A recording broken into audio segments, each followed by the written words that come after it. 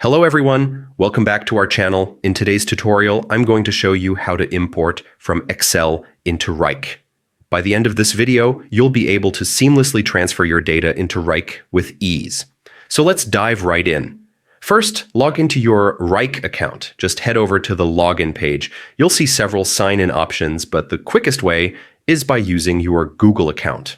This makes the process faster and keeps your projects secure with your existing Google credentials.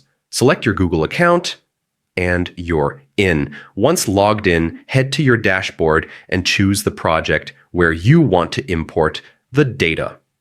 All your active projects are displayed here, so make sure you open the correct one because that's where the imported data will appear. Next, look at the top right corner of your project table.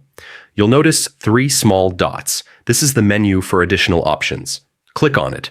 And from the list, select Import from Excel. Now a new window will pop up asking you to select a file. Go ahead and click Select File. A file browser will open. Locate the Excel file you've already prepared, ideally saved as a CSV file for the best compatibility. Having it ready on your desktop or in a folder you can quickly access will make this step much smoother. Once you've found your file, click Open and Wrike will start importing your data. The process usually takes just a moment. When it's done, your project will be updated with the new information from your file. One important tip, make sure your Excel or CSV file is properly formatted to match Wrike's structure.